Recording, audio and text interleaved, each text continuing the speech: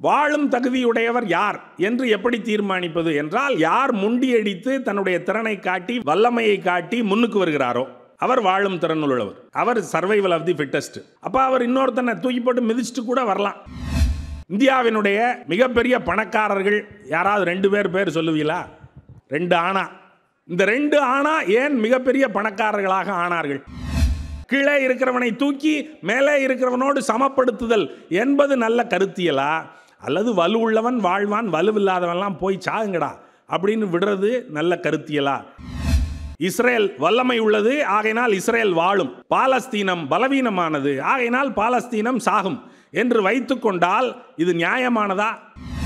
வாழுங்களை சொல்லித்தரேன், வாழுங்களை சொல்லித்தரேன், art of living, வாங்க வாங்க காசு விடுங்க அப்படின்னு கேட்பாங்க.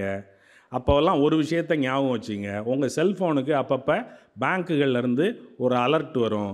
உங்கள் ஏடிஎம் நம்பரை யாருக்கும் கொடுத்துடாதீங்க, காசை பூரா ஆட்டையை போட்டுருவாங்க, கவனமாக இருங்க அப்படின்னு சொல்லுவான். அதை மனசில் வச்சுங்க. வாழும் கலை என்று நான் பேச வந்தது திரு ரவிசங்கர் அவர்களுக்கு போட்டியாக அல்ல. வாழுங்கலை ஏற்கனவே நிறைய சாமியார்கள் சொல்லிக் கொடுக்கிறார்கள். காசு கொடுத்தால் எப்படி வாழ வேண்டும் என்பதை ஒரு மலையில் இருக்கிற ஆசிரமத்தில் உங்களை உட்கார வைத்து அவர்கள் பயிற்றுவிக்கக்கூடும். அதையே பேசுவதற்கு என்ன இருக்கிறது என்று நீங்கள் கருதக்கூடும். ஆனால் அப்படியெல்லாம் சொல்லிக் கொடுத்து வரக்கூடியதா வாழுங்கலை அப்படிங்கிறது தான் கேள்வி. நீங்கள் எப்போது பிறந்து விழுந்து உங்களுடைய தாயின் மார்பில் பாலருந்த கற்றுக்கொண்டீர்களோ அப்போது வாழுங்கலை உங்களுக்கு வசப்பட்டு விட்டது இல்லையா? இதை ஒருவர் சொல்லிக் கொடுக்க வேண்டுமா? நீங்கள் உங்களுடைய தாயினுடைய கருப்பையிலிருந்து வெளிவந்தபோது மூச்சு திணறி நீங்களாக சுவாசிக்க கற்றுக்கொண்ட போதே வாழுங்கலை உங்களுக்கு கைவசப்பட்டு விடவில்லையா? அதை ஒருவர் காசு வாங்கி கொண்டு சொல்லித்தர வேண்டுமா? எப்படி வாழ வேண்டும் என்பதை ஒருவர் சொல்லித்தர வேண்டுமா என்கிற கேள்விகளெல்லாம் இருக்கின்றன. நான் மதுரையில் படித்தேன், மதுரையில் தான் வளர்ந்தேன். மதுரையில் சிந்தாமணின்னு ஒரு திரையரங்கம் இருக்குது. இந்த சிந்தாமணி திரையரங்கத்தில் படம் பார்க்குறதுக்கு போவோம். முதல் நாள் படம் வெளியானோடனையும் முதல் காட்சியே பார்த்து விட வேண்டும் என்று கருதி, சின்ன பையன் தானே, டவுசரை போட்டுட்டு போய் நின்னோம்னா அங்கே அந்த கவுண்டரில் வரிசையாக நிற்கிற முறையெல்லாம் இருக்காது. கவுண்டருக்குள்ளே போனோன்னா தான் அதுக்குள்ளே கம்பி கட்டி வரிசையில் உள்ளே விடுவான். அது ஒரு 2 வருஷம் கம்பி கட்டி வளைஞ்சு உள்ளே போய் டிக்கெட்டை வாங்கிட்டு வெளியே போனோன்னா தேட்டருக்குள்ளே போகலாம். தேட்டர் கதவுகளெல்லாம் அடைக்கப்பட்டிருக்கும். நீங்கள் தேட்டருக்குள்ளே உள்ளே நுழையணும்னாலே கவுண்டர் வழியாக உள்ளே போய் டிக்கெட்டை வாங்கி தான் உள்ளே போகணும். அப்போ அந்த கவுண்டருக்கு வெளியில் அந்த வரிசை ஆர்கனைஸ் ஆகாமல் அப்படி கும்பலாக நிற்கும். கூட்டம் அப்படி குவிஞ்சு அந்த கவுண்டரினுடைய கதவை சூழ்ந்துக்கிட்டு நிற்கும். அப்போ அதுக்குள்ளே போய் நாங்களும் முண்டிக்கிட்டு நிற்போம். இப்போ என்ன பண்ணுவாங்க, அந்த கதவு திறக்கிற சத்தம் கேட்கும் போதே பின்னாடி இருக்கிறவங்க புதுக்குன்னு நம்மளை பிடிச்சி பிதுக்கி தள்ளிடுவாங்க உள்ளுக்குள்ளே. நம்ம ஒரு பெரிய முயற்சியெல்லாம் செய்யாமலே உள்ளுக்குள்ளே போயிடுவோம். உள்ளுக்குள்ளே போகும்போது நம்ம சட்டப்பைக்குள்ளே ₹1 10 காசு டிக்கெட்டு, ₹1 10 காசை சட்டப்பைக்குள்ளே போட்டுருவான். தம்பி அண்ணனுக்கு ஒரு டிக்கெட் எடு அப்படிம்பா. அவன் யாருன்னு நமக்கு தெரியாது. நம்ம உள்ளுக்குள்ளே போய் ஒரு மாதிரியா நமக்கு உள்ள டிக்கெட் எடுத்து அண்ணனுக்கு ஒரு டிக்கெட் எடுத்து அதுக்கு காசு அவர் கொடுத்துட்டார். கொடுத்துட்டு அண்ணே எடுத்துட்டேன் அப்படின்னம்னா அவர் அதுக்குள்ளே எப்படியாவது பிதுங்கி உள்ளுக்குள்ளே வந்துடுவார். வந்து அதுக்கப்புறம் டிக்கெட்டை வாங்கிட்டு அவர் நம்ம பக்கத்தில் வந்து உட்காருவார். உட்காந்துட்டு இடைவெளி விடும்போது அங்கே மதுரை சிந்தாமணி தேட்டரில் முட்டை போண்டா அப்படின்னு ஒன்று விற்பான். அப்போ அந்த ஒரு முட்டை போண்டாவை வாங்குவார். வாங்கி அதை 2ஆ நறுக்கி கொடு அப்படின்னு அந்த விற்கிறவன்ட்ட சொல்லுவார். அவன் வச்சுருக்கிற கத்தியை வச்சு 2ஆ நறுக்கி கொடுப்பான். தம்பி இந்தான்னு நமக்கு ஒரு பாதியை கொடுப்பார். இல்லைண்ணே பரவாயில்ல நீங்கள் சாப்பிடுங்க, அண்ணனுக்கு டிக்கெட்டெல்லாம் வாங்கி கொடுத்துருக்க, ஒரு முட்டை போண்டா சாப்பிட மாட்டியா, சாப்பிடு அப்படின்னு கொடுப்பார். அவ்வளோதானே வாழுங்கலை. அவனுக்கு ஒரு தேவை இருந்தது, நான் நிறைவேற்றினேன். எனக்கு ஒரு தேவை இருந்தது, அவன் நிறைவேற்றுகிறான். ஒருவனுக்கொருவன் உள்ள தேவைகளை ஒருவனுக்கொருவன் நிறைவேற்றி கொடுத்தால் வாழ்வது எளிதாகவும் இனிதாகவும் ஆகிவிடுகிறது இல்லையா? இதில் பயில்வதற்கு என்ன இருக்கிறது? வாழுங்கலை என்று பயின்று சான்றிதழ் வாங்கி கொண்டு வந்து அதன்படி வாழ்ந்தவன் யார்? இந்த ஆசிரமங்களில் சான்றிதழ் வாங்கி கொண்டு வந்து அதன்படியே வாழ்ந்து உயர்ந்தவன் யார் அப்படின்னெல்லாம் கேள்வி வரும் இல்லையா? அப்போ நமக்கு சொல்லிக் கொடுக்கும்போதே இதான் சொல்லிக் கொடுக்குறாங்க. முண்டி அடித்து முன்னாடி போயிரு, எப்படியாவது முதல்வனாகு, முன்னாடி வா முன்னாடி வா, முந்து முந்து அப்படின்னு இந்த பந்தயங்களில் நம்மை பந்தய குதிரைகளைப் போல தயார் செய்து முன்னாடி வா என்று அழைத்து கொண்டே இருக்கிறார்கள். முதல் ஆளாக வா என்று அழைத்து கொண்டே இருக்கிறார்கள். ஆப்பிரிக்காவில் இருக்கிற ஒரு கிராமத்தில் ஒரு ஓட்டப்பந்தயம் ஒன்று நிகழ்த்தப்படுகிறது. சிறு பிள்ளைகள் ஓடுவதற்காக நிற்கிறார்கள். ஆண் பிள்ளைகள், பெண் பிள்ளைகள் எல்லோரும் கலந்து நிற்கிறார்கள். வரிசை கோட்டில் நிற்கிறார்கள். தொடக்க கோட்டில் அவர்கள் ஓடலாம் என்பதற்கான கொடி அசைக்கப்பட்டு விட்டது. இந்த பிள்ளைகளெல்லாம் ஒருவரை ஒருவர் பார்க்கிறார்கள். யாரும் ஓடவில்லை, பந்தயம் தொடங்கவில்லை. பந்தயத்தை நடத்துகிறவர்கள் தூண்டுகிறார்கள். ஓடு ஓடு, முன்னாடி வா, ஓடு ஓடு அப்படின்னா யாரும் நகர மாட்டேங்கிறான். எல்லா பிள்ளையும் பேசாமல் ஒன்று ஒன்று பார்த்துக்கிட்டு நிற்கிது. அப்புறம் எல்லா பிள்ளைகளும் ஒருவர் கையை ஒருவர் பிடித்து கொண்டு கைகோர்த்தவாறு மொத்தமாக ஒரு அரண் போல அந்த வரிசை நகர்கிறது. இதில் யார் முதல் யார் கடைசி ஒருவரும் இல்லை. பந்தயமே நடக்கவில்லை. முன்னாடி வா என்று சொல்வதற்காக நடக்கிற பந்தயத்தினுடைய நோக்கம் அங்கே பொய்ப்பிக்கப்பட்டு விட்டது. பந்தயம் கிடையாது. நாங்கள் கையை இணைத்து கொண்டு எல்லாருமாக வெல்வோம். வெற்றி என்றால் இது எல்லாருக்குமான வெற்றி, தோல்வி என்றால் இது எல்லாருக்குமான தோல்வி. நாங்கள் எல்லாவற்றையும் பங்கிட்டுக் கொள்கிறோம் என்று அந்த குழந்தைகள் யாரும் சொல்லிக் கொடுக்காமல், ஸ்ரீ ஸ்ரீ ரவிசங்கர்களெல்லாம் பாடம் நடத்தாமல் வாழுங்கலையை தாங்களாகவே அவர்கள் அங்கே செய்து காட்டினார்கள் என்பது இருக்கிறது இல்லையா? அப்போ நமக்கு இதில் கேள்வி வருதில்ல, அப்போ எது வாழுங்கலைங்கிறது? முன்னாடி போகிறதா இல்லை இணங்கி போகிறதா? கையை கோர்த்துக்கிட்டு இணங்கி போகிறதா, இணைந்து போகிறதா, இல்லை முன்னாடி ஓடி போய் நான் வென்றேன் என்று முதலில் நின்று கொள்வதா? எது வாழுங்கலை என்கிற கேள்வி வருகிறது இல்லையா? இந்த மாதிரியான சில கேள்விகளை மட்டும் வைத்துவிட்டு போவதற்கு தான் வந்தேன். தீர்வு சொல்வது இந்த பேச்சினுடைய நோக்கமில்லை. கேள்விகளை எழுப்புவதும் உங்களை சிந்திக்கிறதுக்கு தூண்டுறதும் தான் அந்த பேச்சினுடைய நோக்கம். சார்லஸ் டார்வினை உங்களுக்கு தெரியும் இல்லையா? அறிவியல் படித்திருப்பீர்கள். சார்ல்ஸ் டார்வினை உங்களுக்கு தெரியும். 1882 வரைக்கும் வாழ்ந்து மறைந்த அறிவியலாளர். அவருடைய அறிவியலுக்கு அவர் வழங்கிய கொடை என்பது உயிர்கள் எங்கிருந்து தோன்றின, உலகம் எங்கிருந்து தோன்றியது என்று கேள்வி கேட்கிற போதெல்லாம் நம்முடைய ஆட்கள் அதுவரையிலும் இறைவன் படைத்தார் என்று சொல்லிக் கொண்டிருந்தார்கள்.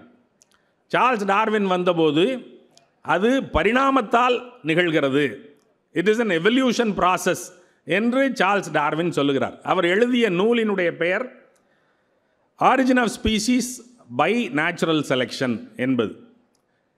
இயற்கை தேர்வின் வழியாக உயிர்களின் தோற்றம். அதில் 2 செய்தி, 2 புள்ளிகளை வைக்கிறார். 2 கருத்துக்களாக அவருடைய முன்வைப்பை பிரித்து விளங்கி கொள்ளலாம். முதலாவது என்ன அப்படின்னா, உயிர்கள் யாராலும் படைக்கப்படவில்லை, இறைவனெல்லாம் படைக்கலை. அவை ஒரு எவல்யூஷன் ப்ராசஸில் ஒரு பொது மூதாதையிலிருந்து மெல்ல மெல்ல பரிணாமம் அடைந்து கூறுதலறம் அடைந்து தோன்றின அப்படிங்கிறது முதல் கருதுகோள். இதில் யாருக்கும் எந்த கருத்து வேறுபாடும் கிடையாது. இது ஒன்றும் புதியதும் இல்லை. இதற்கு முன்னால் லமார்க் என்கிற எவல்யூஷனிஸ்ட் சொல்லியிருக்கிறார். பிறகு சார்ல்ஸ் டார்வினுடைய தாத்தாவே இந்த கருதுகோளை சொல்லியிருக்கிறார். இன்னும் பழைய காலத்தில் கிரேக்க மெய்யியலில் அனாக்சிமாண்டர் சொல்லியிருக்கிறார். ஆகையினால் ஒரு பொது மூதாதையிலிருந்து உயிர்கள் தோன்றி வளர்ந்தன என்பதொன்றும் புதிய கருத்தில்லை. எல்லாரும் உடன்படுகிற கருத்து தான், ஒன்றும் குற்றமில்லை. 2வது கருத்து ஒன்று சொல்லுகிறார், உயிர்கள் தோன்றிவிட்டன, ஆனால் இந்த உயிர்களுக்குள் உயிர் வாழ்வதில் சிக்கல் ஏற்படுகிறது. ஆகையினால் ஸ்ட்ரகிள் ஃபார் எக்ஸிஸ்டன்ஸ் என்பது நடக்கிறது. இங்கே இருக்கிற வாழ்வாதார தேவைகள் குறைவாக இருக்கின்றன. இந்த வாழ்வாதார தேவைகளை சமமாக பங்கிட்டுக் கொள்கிற அளவுக்கு உயிர்களுக்கு முதிர்ச்சி இல்லை. ஆகையினால் இந்த வாழ்வாதார தேவைகளை, இப்போது இந்த அண்ணன் பேசும்போது மைக்கை வாங்கிறதுக்கு உங்கள்கிட்ட ஒரு போட்டி இருந்துச்சு இல்லையா? இந்த கேள்வியை நான் கேட்டறணும்னு ஒரு மைக்கை கொடுத்தா ஓடி ஓடி கொடுக்கணுமேங்கிறதுக்காக நூலகர்கள் 4-5 மைக்கை ஒரே நேரத்தில் கொடுத்ததுனால ஒரே நேரத்தில் ஐயா வணக்கம் ஐயா வணக்கம் ஐயா வணக்கம்னு கேட்டுக்கிட்டே இருந்துச்சு.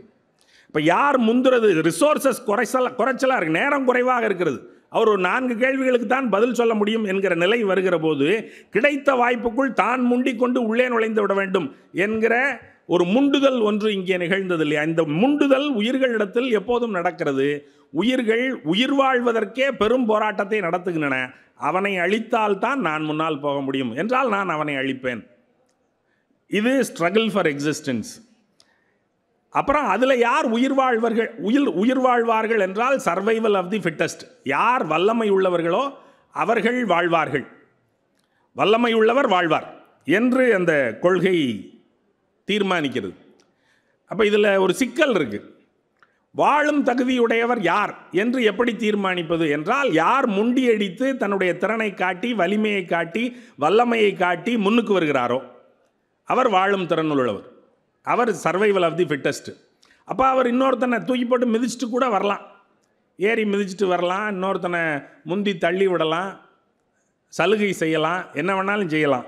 அது ஒரு அறம் சார்ந்து நடக்குமா அப்படின்னா நடக்காது. நான் வாழ்வது தான் சிக்கல் அப்படின்னு ஆயிடுச்சுன்னா நான் அதுக்கப்புறம் அறமெல்லாம் கருத மாட்டேன் என்கிற நிலைக்கு அந்த கொள்கை நம்மை கொண்டு போய் நிறுத்தும். இவர் இந்த கொள்கையை எங்கிருந்து பெற்றார் என்று பார்த்தால், மால்தூஸ் என்று ஒருவர் இருந்தார், ஒரு பொருளியல் வல்லுனர், எக்கானமிஸ்ட். மால்தூஸினுடைய தியரம் என்றே ஒன்று இருக்கிறது. மால்தூஸினுடைய மக்கள் தொகை பெருக்க கொள்கை என்று ஒரு கொள்கை இருக்கிறது. மால்தூஸ் சொல்லுகிற கொள்கை என்ன என்றால், மக்கள் தொகை பெருகி கொண்டே இருக்கிறது. ஆண்களுக்கும் பெண்களுக்குமான பாலியல் வேட்கை, இணை விளைச்சு என்பது எப்போதும் இருந்து கொண்டே இருக்கிறது. அவர்கள் இணைந்து கொண்டே இருக்கிறார்கள். இணைந்து கொண்டே இருப்பதனால் பிள்ளைகள் பிறந்து கொண்டே இருக்கின்றன. மக்கள் தொகை பெருகி கொண்டே இருக்கிறது. இவ்வளவு பெருகிய மக்கள் தொகைக்கு ஏற்ற அளவிற்கு உணவு ஆதாரம் இருக்கிறதா என்றால் இல்லை. அப்போது 100 பேர் இருக்கிறார்கள், 10 பேருக்கான உணவு தான் இருக்கிறது என்று சொன்னால், இந்த 10 பேருக்கான உணவை யார் அடைவார்கள்? அப்போ அதில் போட்டி நடக்கும். போட்டி நடக்கும்போது சண்டை நடக்கும். ஒருத்தன் அடித்து தள்ளுவான். 100 பேரும் சண்டை போட்டுக்கிட்டு 90 பேரை காலி பண்ணிட்டு மீதி இருக்கிற 10 பேர் 10 பேருக்கான உணவை ஆளுக்கு ஒரு உணவு என்று பிரித்து எடுத்துக்கொள்வார்கள். இப்படித்தான் நடக்கும். மக்கள் தொகை பெருக்கம் நடக்கும், உணவு குறையும், சமனின்மை வரும். சமனின்மை வரும்போது இதை மீண்டும் சமப்படுத்துவதற்காக என்ன நடக்கும் என்றால், போர் நடக்கும், அழித்தொழிப்புகள் நடக்கும், மக்கள் சாவார்கள். அதன் பிறகு மக்கள் செத்ததனால் மக்கள் தொகை குறைந்து உணவினுடைய அளவும் மக்கள் தொகையினுடைய அளவும் சமமானதாக ஆகிவிடும்.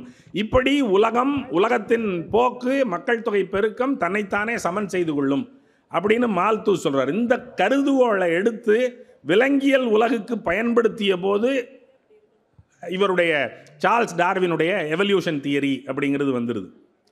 அதே கொள்கையை அப்படியே எடுத்து இவர் இங்கே உயிர்கள் எப்படி தோன்றின, உயிர்கள் ஒரு பொது மூதாதையிலிருந்து தோன்றின, பிறகு அவர்கள் இந்த உயிர்களில் எவை வாழ்ந்தன எவை அழிந்தன அப்படின்னா, எது வல்லமை உள்ளதோ அது வாழும், வல்லமை உள்ளது அதற்கேற்ற உறுப்புகளை வளர்த்து கொள்ளும், அதன் வழியாக சண்டையிட்டும் முண்டியும் மோதியும் தன்னுடைய இருப்பை தக்க வைத்து கொள்ளும்.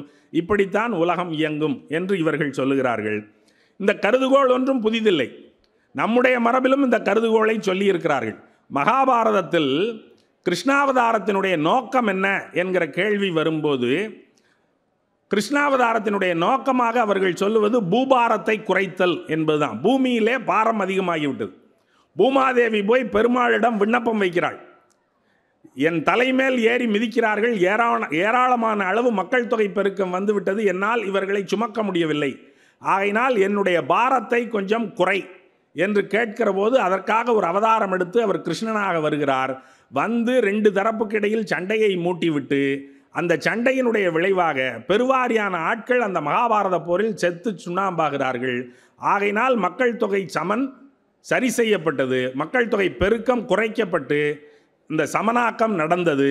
ஆகையினால் கிருஷ்ணாவதாரத்தின் வழியாக இந்த மக்கள் தொகை பெருக்கம் சரி செய்யப்பட்டு பூபாரம் குறைக்கப்பட்டது என்று இங்கே மால்தூஸினுடைய கொள்கை தான் இங்கேயும் பேசப்படுகிறது. அதே கொள்கையை தான் சார்ல்ஸ் டார்வினும் பேசுகிறார்.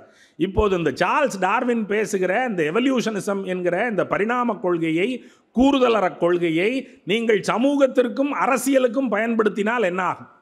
அரசியலிலும் சமூகத்திலும் இந்த evolutionism, survival of the fittest என்கிற இந்த கொள்கையை பிரதியிட்டால், படி செய்தால் என்ன ஆகும் அப்படின்னு பார்த்தா, அதை சில பேர் செய்திருக்கிறார்கள். அதற்கு சோஷியல் டார்வினிசம், சமூக டார்வினிய கோட்பாடு என்று பெயர். அதை செய்தவர் ஹெர்பர்ட் ஸ்பென்சர் என்கிற எவல்யூஷனிஸ்டும் வில்லியம் கிரஹாம் சம்னர் என்கிற சோஷியாலஜிஸ்ட், ஒரு சமூகவியலாளர்.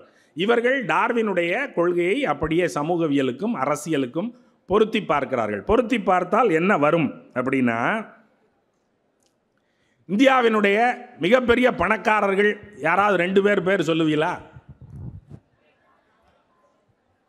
2 ஆணா. இந்த 2 ஆணா ஏன் மிகப்பெரிய பணக்காரர்களாக ஆனார்கள் இந்தியாவில் அப்படின்னா, அது நேச்சுரல் செலெக்ஷன், இயற்கை அவர்களை தேர்வு செய்தது. எப்படி தேர்வு செய்யும்?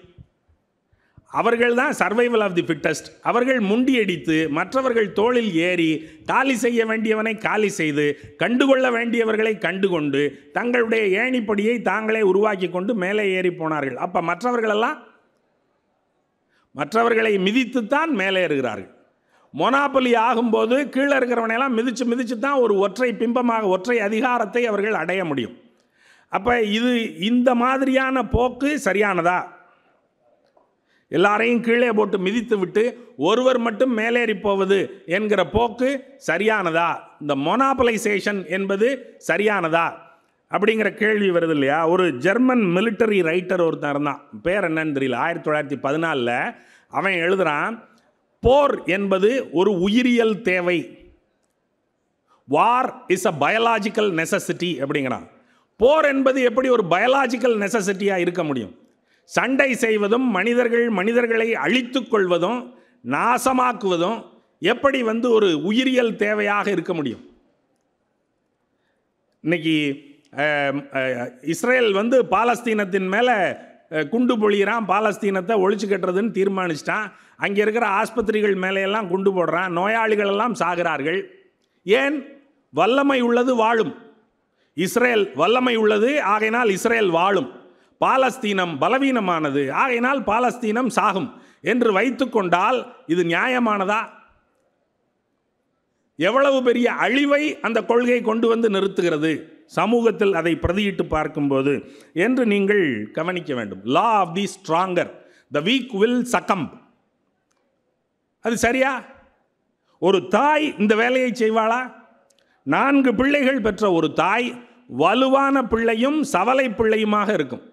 சோறு ஒதுக்கும் போது சவலை பிள்ளைக்கு கூடுதல் பங்கை ஒதுக்குவாள். ஏன்? ஏன்னா சவலை பிள்ளைக்கு தான் ஊட்டம் கூடுதலாக வேண்டும். ஆகையினால் சவலை பிள்ளைக்கு கூடுதல் கவனம், வலுவான பிள்ளைக்கு குறைவான சோறு வைக்கப்படும். ஏனென்றால் நீ ஏற்கனவே வலுவாக இருக்கிறாய், ஆகையினால் உன்னுடைய பங்கை உன்னுடைய தம்பிக்கு கொடு, அவனும் உன்னை போலவே வலுவானவனாக வரட்டும், சமமாக இருங்கள் என்று பங்கிடுகிற முறை. இது சமமான பங்கீடு இல்லை, ஆனால் இதுதான் நீதியான பங்கீடு. அவனுக்கு கொடுத்த அளவு தானே இவனுக்கும் கொடுக்க வேண்டும் என்பதில்லை. இவன் வலுவில்லாதவனாக இருக்கிறான், இளைத்தவனாக இருக்கிறான், ஆகையினால் இவனுக்கு கூடுதலாக கொடுத்து இவனை அவனுக்கு சமப்படுத்துதல், கீழே இருக்கிறவனை தூக்கி மேலே இருக்கிறவனோடு சமப்படுத்துதல் என்பது நல்ல கருத்தியலா? அல்லது வலு உள்ளவன் வாழ்வான், வலுவில்லாதவன்லாம் போய் சாகுங்கடா அப்படின்னு விடுறது நல்ல கருத்தியலா என்று கருதி பார்க்க வேண்டும். இன்றைக்கி நீங்கள் கல்வி நிறுவனங்களுக்கு போகிறது அப்படின்னு வச்சா, நீங்கள் ஒரு மருத்துவ கல்வி நிறுவனத்திற்கு போக வேண்டும் என்றால் உங்களுடைய தகுதியை நிறுவிக்கொண்டு வாருங்கள். You be the survival of the fittest and thus you secure your seat in the educational institution அப்படின்னு சொல்கிறான்ல நீட். நீ உனக்கு எழுதி தெம்பு இருந்தால் ஏறி வா, இல்லைன்னா எப்படியா நாசமாக போ. ஜேஇன்னு ஒன்று எழுத சொல்கிறான், நீங்கள் அது எழுதினா தான் ஐஐடிக்குள்ளே போக முடியும். கியூட்டுன்னு ஒன்று எழுத சொல்கிறான், CUET central university entrance exam. நீங்கள் மத்திய பல்கலைக்கழகங்களுக்குள்ளே நுழைய வேண்டும் என்றால் அந்த தேர்வை எழுதினால்தான் உள்ளே போக முடியும். ஏன்? என்னங்க தப்பு? Survival of the fittest. எவனுக்கு தகுதி இருக்கோ அவன் பெற்றுட்டு போகிறான், இல்லாதவன் ரோட்டில் போகிறான். அதை பற்றி நமக்கு என்ன இருக்குது? இதை பற்றியெல்லாம் நம்ம கவலைப்பட்டோம்னா காரியம் ஆகுமா அப்படின்னு நினச்சா அது சமூக நீதியுள்ள கருதுகோளா? அப்போ அந்த நேச்சுரல் ரைட்ஸ் தியரின்னு ஒன்று இருக்குது. இயற்கையாகவே உங்களுக்கு வழங்கப்பட்ட உரிமைகளை குறித்த கொள்கை. இயற்கையாகவே உங்களுக்கு உள்ள உரிமைகள் என்னென்ன? உங்களுக்கு உயிர் வாழும் உரிமை இருக்கிறது. நீங்கள் எப்போது ஒரு உயிராக இந்த உலகத்திற்குள் பிறந்தீர்களோ அப்போது உயிர் வாழும் உரிமையை இயல்பாகவே நீங்கள் பெறுகிறீர்கள். ஏதேனும் ஒன்றை உங்களுடைய உடைமையாக வைத்துக் கொள்கிற உரிமையை நீங்கள் பெறுகிறீர்கள். விடுதலையாக இந்த உலகத்தில் உங்களுடைய முடிவுகளை நீங்களே எடுத்து வாழும் உரிமையை பெறுகிறீர்கள். அவற்றையெல்லாம் இந்த சோஷியல் டார்வினிசம் என்பது அழித்துவிடும். வல்லமை உள்ளவன் வாழ் என்று சொன்னால் அப்போ எனக்கு கிடைத்த இயற்கை உரிமைகளை எல்லாம் அது பறித்து தின்று செரித்து ஏப்பம் விட்டுவிடும். இதை அரசியலுக்குள் நீங்கள் பிரதியிட்டீர்கள் என்றால் சில தேசங்கள் நாங்கள் வலிமையுள்ள தேசங்கள் என்று எழுந்து நிற்கும், பல தேசங்கள் சவலை தேசங்களாக இழைத்து நிற்கும். இப்போ ஸ்டேட் பவர்னு போயிடுச்சுன்னா அப்போ உங்கள் இண்டிவிஜுவல் ரைட்ஸ் எங்கே போகும்? பாலஸ்தீனத்தில் இருக்கிறவனுடைய இண்டிவிஜுவல் ரைட் என்னாச்சு? அவனுடைய நேச்சுரல் ரைட் டு லிவ் என்னாச்சு? பாலஸ்தீனத்தில் இருக்கிறவன் வாழ்வது என்னுடைய உரிமை என்று கேட்டால் அதை காதில் வாங்கிக் கொள்வதற்கு யார் இருக்கிறார்கள்? அவன் தலைமையில் குண்டை தூக்கி போட்டு போய்கிட்டே இருக்கான். அந்த குரல் யார் காதலையும் கேட்காது. அவனுடைய இயற்கை உரிமையை யாரும் மதிக்கவில்லை. ஏனென்றால் சர்வைவல் ஆஃப் தி ஃபிட்டஸ்ட். வல்லமை உள்ளது வாழும், இஸ்ரேல் வல்லமை உள்ளது வாழும். இலங்கையில் பௌத்த சிங்கள பேரினவாதம் இழைத்து நிற்கிற தமிழர்களின் தலைமேல் ஏறி மிதித்து விட்டு போகும். கேட்பதற்கு யாரும் இல்லை என்றாகும். பர்மாவில் ரோஹிங்கியா முஸ்லீம்களை வெளியேற்றும். கேட்பதற்கு யாரும் இல்லை என்று ஆகும். என்றால் இழைத்தவர்களெல்லாம் துன்பப்படுவார்கள், வலுத்தவர்களெல்லாம் இன்பமுறுவார்கள். என்றால் இது சமநீதியும் இல்லை, சமூக நீதியும் இல்லை. அப்போ இந்த கொள்கையை சரிபார்ப்பது என்றால் வலியோர் சிலர் எளியோர் பலர், யார் வாழ்வது எப்படி வாழ்வது? நீட்சேன்னு ஒரு மெய்யியலாளர் தான், ஃப்ரெட்ரிக் நீட்சே, ஒரு ஜெர்மானியன். அவன் ஒரு கருதுகோள் செய்கிறான், சூப்பர்மேன் என்று ஒருவனை உருவாக்க வேண்டும். ஒரு நெப்போலியன் உருவாவதற்காக எத்தனை பேர் செத்தாலும் அதை பற்றி கவலைப்பட வேண்டாம். நெப்போலியன் என்கிற வல்லமையுள்ள ஒரு மாபெரும் தலைவன் உருவாவதற்காக எத்தனை பேரை பலி கொடுத்தாலும் குற்றமில்லை. இது உருப்படியான கொள்கையே இல்லை. இப்படி வலிமையான தலைவர்கள் எல்லா நாடுகளிலும் உருவாகிறார்கள். இந்த தலைவர்களை உருவாக்குவதற்காக ஏராளமான ஆட்களை பலி கொடுக்க வேண்டும், அது ஒன்றும் குற்றமில்லை என்று வந்துவிட்டால் யார் சாவார்கள் என்று யாருக்கும் தெரியாது. நானும் சாகலாம், நீங்களும் சாகலாம். யாரை அழித்து விட்டு வேண்டுமானாலும் எவனாவது ஒரு வெறி பிடித்தவன் தலைவனாக ஏறி உட்கார்ந்து கொள்ளலாம். அவனுடைய வலிமையின் பேரால் உலகம் நடத்தப்படும் என்று ஆகிவிடும். அப்போ இதுக்கு எதிர்கொள்கைகளெல்லாம் இருக்குது. மார்க்சினுடைய கொள்கை இதற்கு எதிர்கொள்கை. 100 பேர் இருக்கிறார்கள், 10 பேருக்கான உணவு தான் இருக்கிறது. என்ன செய்வது? இதில் சமநின்மை இருக்கிறது. மக்கள் தொகைக்கும் உணவுக்கும் சமநின்மை இருக்கிறது. என்ன செய்யலாம்?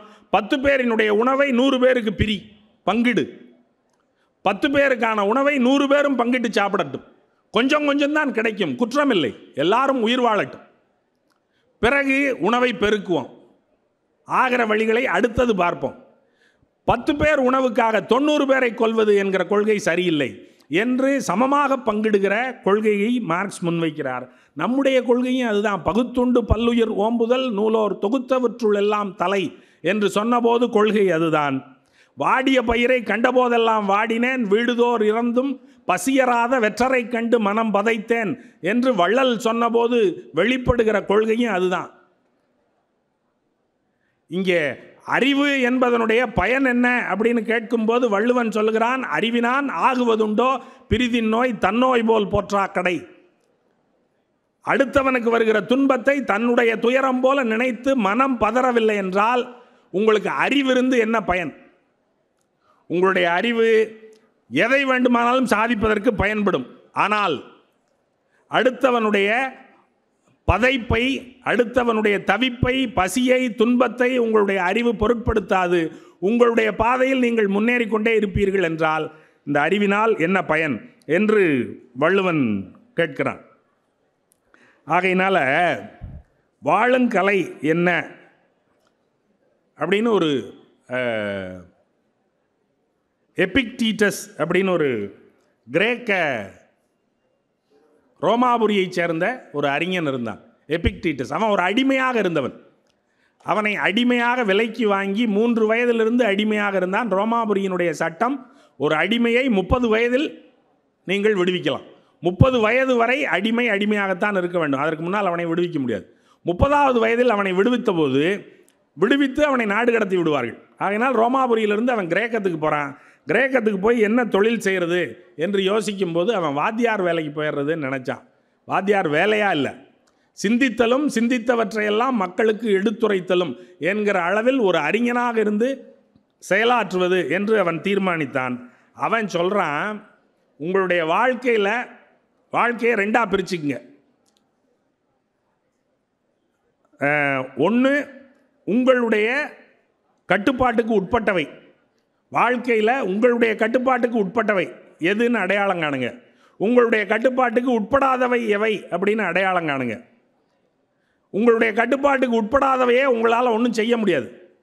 அதன் மேலே உங்களுக்கு எந்த ஆற்றலும் இல்லை. ஏனென்றால் அது உங்களுடைய கட்டுப்பாட்டிற்கு அப்பாற்பட்டது. அதை குறித்து நீங்கள் செய்வதற்கு ஒன்றுமில்லை. ஒரு உதாரணத்திற்கு, பாலஸ்தீனத்தின் மேல் இஸ்ரேல் குண்டு போடுவதை பற்றி நாம் கவலையுறுகிறோம். ஆனால் நம்மால் ஒன்றும் செய்ய முடியாது, அது நம்முடைய கட்டுப்பாட்டிற்கு அப்பாற்பட்டது. ஆகையினால் அதை ஒரு பக்கம் வைத்து விடுவோம். ஆனால் நம்முடைய கட்டுப்பாட்டுக்கு உட்பட்டவை ஏராளமானவை இருக்கின்றன. நான் பொய் பேசாதவனாக இருப்பேன், நியாயமானவனாக இருப்பேன் என்று எவ்வளவோ காரியங்கள் நம்முடைய கட்டுப்பாட்டிற்கு உட்பட்டவை. அவற்றின் மேல் கவனத்தை செலுத்துங்கள், அவற்றை மட்டுமே கருத்தில் கொண்டு செயலாக்குங்கள். கட்டுப்பாட்டிற்கு அப்பாற்பட்டவை கனிகிற காலம் வரும்போது அவை கனியும், அதுவரை காத்திருங்கள். அப்போ அவன் 2 அறிவுரை தான் சொல்கிறான். ஒன்று பெர்சிஸ்ட், இன்னொன்று ரெசிஸ்ட். ஒன்று எல்லாவற்றையும் காத்திருங்கள், உங்களுடைய நிறையை காத்திருங்கள். மற்றொன்று, அநியாயமாக ஒன்று நடக்கிற போது அது உங்களையும் உட்படுத்தி கொண்டு விடாமல் அதை தடுத்தாடுங்கள். பெர்சிஸ்ட் அண்ட் ரெசிஸ்ட் என்று 2 செய்தியை மட்டும் அவன் சொல்கிறான். அதனால் போய் வளைஞ்சு வளைஞ்சு கும்பிடாதீங்க. உங்களுக்கு கிடைக்க வேண்டியவை கிடைக்கும், உங்களுடைய தகுதியின்பால் கிடைக்க வேண்டியவை கிடைக்கும். எல்லாருக்கும் இன்பமே கிடைக்க வேண்டும் என்று எதிர்பார்க்க வேண்டாம். இன்பம் என்பது இந்த உலகத்தினுடைய இயல்பில்லை, துன்பம்தான் இந்த உலகத்தினுடைய இயல்பு. இடும்பை இயல்பென்பான் அப்படின்னு தான் வள்ளுவன் சொல்கிறான்.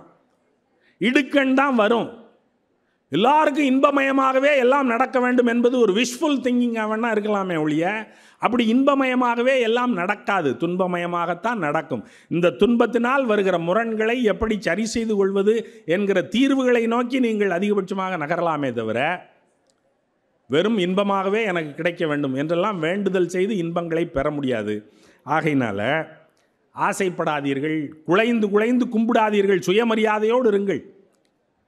வளைந்து வளைந்து வணங்க வேண்டாம். நீங்கள் யாரை வளைந்து வணங்குகிறீர்களோ அவன் ஏற்கனவே வேறொருவனை வளைந்து வணங்கி கொண்டிருக்கிறவன். ஆகையினால் வளைந்து வணங்குகிற வேலையை செய்ய வேண்டாம், நிமிர்வோடு இருங்கள். உங்களுக்கு வருகிற வாழ்க்கையை ஏற்றுக்கொள்ளுங்கள், நீங்கள் உங்களுக்கு கிடைத்த வாழ்வை வாழுங்கள். ஆகையினால அவன் சொல்கிறான், இளவு விழுந்தால் ஒப்பாரி வையுங்கள், காய்ச்சல் வந்தால் ஓய்விடுங்கள், அவமானம் வந்தால் தலை குனியுங்கள். அப்படித்தான் நடக்கும் வாழ்க்கை. அவமானம் வந்தால் தலை குனியுங்கள், அந்த நேரம். இளவு விழுந்தால் ஒப்பாரி வையுங்கள், அந்த நேரம். காய்ச்சல் வந்தால் ஓய்வெடுங்கள், அந்த நேரம். அதனை அடுத்தூறுவது அகுதொப்பதில் அதே மாதிரி நடக்காது. ஆகையினால முந்து முந்து முந்துன்னு உங்கள்கிட்ட சொல்கிறான்ல, முன்னாடி வந்துரு, முதல்ல வா, கமான் கமான் கமான் அப்படின்னு கிண்டி குதிரை ரேஸில் குதிரையை கூப்பிட்ற மாதிரி கூப்பிட்றான்ல, எங்கேன்னு கேளுங்க. முந்தி முந்தி வந்து எங்கே வர? ஆளாக வந்து நான் என்ன பண்ணணும்? என் போக்கில் நான் போகிறேன், என் சௌரியப்படி போகிறேன். நீ ஏன் பதற? எனக்குரிய இடம் ஏதோ ஒன்று இருக்குது, அந்த இடத்துக்கு நான் போயிடுவேன். என்னுடைய வேகத்தில் நான் அடைய வேண்டிய இடம் ஒன்று இருக்கும், அந்த இடத்திற்கு நான் போயிடுவேன். நான் போய்க்கிறேன் என்னோட பேஸில், at my own pace I will reach there. நீ உள்ளுக்குள்ளே நுழைஞ்சு முன்னாடி போன்னு என்னைய போட்டு கிண்டாத. நான் போய்க்கிறேன். நான் தனியாக முன்னாடி ஓடி போய் நின்று என்ன செய்யணும்? பழனிக்கு காவடி எடுக்கிறவங்கள பார்த்தீங்கன்னா ஒரு கும்பலாக காவடி எடுப்பாங்க. காவடி எடுத்து அதில் சின்ன வயசு பயல்கள்லாம் காவடியை தூக்கிக்கிட்டு கந்தனுக்கு வேல் வேல், முருகனுக்கு வேல் வேல், அரோகரா அரோகரான்னு ஓடிடுவான். ஓடி விறுவிறுன்னு மலை மேலே ஏறிடுவான். ஏறி காவடி செலுத்தணும். அங்கே செலுத்த முடியாது, முன்னாடி போனவனை உட்கார வச்சுருவாங்க. உட்காரு மகனே, பின்னாடி இருக்கிறவங்களாம் வரட்டும்ன்றான். கடைசி காவடி வந்ததுக்கப்புறம் தான் நீங்கள் காவடி செலுத்த முடியும். நான் முன்னாடி வந்துட்டேன், நான் ஆள், என் காவடியை முதல்ல செலுத்து, அதெல்லாம் கிடையாது. இருக்கிறவங்களாம் வரட்டும், எல்லா காவடியும் வந்ததுக்கப்புறம் ஒன்றா சேர்த்து காவடி செலுத்துவோம். நீங்கள் முன்னாடி போனாலும் எல்லாரும் வந்ததுக்கு பிறகு தான் காரியங்கள் நடக்கும். ஆகையினால் முந்தி ஓட வேண்டிய கட்டாயமில்லை. கூட இருக்கிறவனை விட்டு அவனை உதறி கீழே தள்ளிவிட்டு நீங்கள் முன்னாடி போய் பெறப்போவது என்ன அப்படிங்கிற கேள்வியை மனசுக்குள்ளே வச்சுக்கங்க. வாழுங்களை சொல்லித்தரேன், ஆர்ட் ஆஃப் லிவிங்கு, வாங்க காசு விடுங்க அப்படின்னு கேட்பாங்க. அப்போல்லாம் ஒரு விஷயத்தை ஞாபகம் வச்சுங்க, உங்கள் செல்ஃபோனுக்கு அப்பப்போ பேங்க்குகள்லேருந்து ஒரு அலர்ட் வரும். உங்கள் ஏடிஎம் நம்பரை யாருக்கும் கொடுத்துடாதீங்க, காசை பூரா ஆட்டையை போட்டுருவாங்க, கவனமாக இருங்க அப்படின்னு சொல்லுவான். அதை மனசில் வச்சுங்க. உங்களுக்கு வாழுங்களை சொல்லித்தரேன், எங்கிட்ட வா அப்படின்னு சொல்லும்போது உங்கள் ஏடிஎம் நம்பரை யாருக்கும் கொடுத்துடாதீங்க, ஆட்டையை போட்டுருவாங்க அப்படின்னு சொல்கிற அந்த ஏடிஎம் மெசேஜை நினைவில் வச்சுக்கங்க. உங்களை ஒப்பு கொடுக்காதீங்க. வாழுங்களை உங்களுக்கு தெரியும். வாழுங்களை தெரியாமலா இத்தனை வயசு வரைக்கும் வளர்ந்து வந்தீங்க? வாழ தெரியாமையா இவ்வளோ பெரிய பிள்ளையா வந்தீங்க எல்லாரும்? இதை எவனா சொல்லிக் கொடுக்கணுமா உங்களுக்கு? ஒருத்தனும் சொல்லிக் கொடுக்க வேண்டாம். நமக்கு வாழ தெரியும். நமக்கு நாலடியாரில் ஒரு பாட்டு சொல்கிறான், அந்த பாட்டோட முடிச்சிட்றேன். நன்னிலை கண் தன்னை நிறுப்பானும், தன்னை நிலைகலைக்கு கீழிடுவானும், தன்னை மென்மேல் உயர்த்து நெருப்பானும், தன்னை தலையாகச் செய்வானும் தான். என்னை யாரும் மேலே தூக்கி வைக்க முடியும்? நான் தான் தூக்கி வச்சுக்கணும். என்னுடைய நிறையினால் நான் மேலே போவேன், அல்லது என்னுடைய குறையினால் நான் கீழே போவேன். நான் நிலை கலங்கி கீழிறங்கினால் அதற்கு பொறுப்பு நான். நான் புகழடைந்து மேலே போனால் அதற்கு பொறுப்பும் நான். என்னுடைய கான்ட்ரிபியூஷன் இல்லாமல் நீங்கள் எல்லாரும் எனக்கு பேனர் வைக்கிறதன் மூலம் என்னை பெரிய ஆளாக்கிற முடியுமா? புகழ் வருவது என்பது பேனர் வைப்பதன் மூலமாக வருவது என்றா கருதுகிறீர்கள்? ஒரு உள்ளீடும் இல்லாதவனெல்லாம் பேனர் வைப்பதனால் புகழடைந்து விடுவானா? அதெல்லாம் அடைய முடியாது. அதனால் தன்னை மென்மேல் உயர்த்து நெருப்பானும், தன்னை நிலைகலைக்கு கீழிடுவானும் எல்லாம் தான். உங்களை தாண்டி உங்களுக்கு தெரியாத எந்த செய்தியை இந்த சாமியார்கள் உங்களுக்கு சொல்லிக் கொடுத்து விடுவார்கள். ஆகையினால் வாழுங்கலை என்று யாராவது உங்கள் முன்னால் வந்தால் அவனை பார்த்து சிரித்து அவனை விரட்டுங்கள். ஒரே ஒரு கொள்கை மட்டும் வைத்துக் கொள்ளுங்கள். பசித்தோர் முகம்பார் நல்லறமும் நட்பும் நன்றென்று என்று பட்டினத்தார் சொன்ன பாடல் இருக்கிறது. இங்கே சொல்லாத எந்த வாழும் கலையும் எந்த வெங்காயமும் வந்து உங்களுக்கு சொல்லிக் கொடுக்க முடியாது. ஆகையினால் அவற்றை கவனத்தில் வைத்துக் கொள்ளுங்கள். வாழும் கலை உங்களுடையது. வாழ்வாங்கு வாழ்க. வணக்கம்.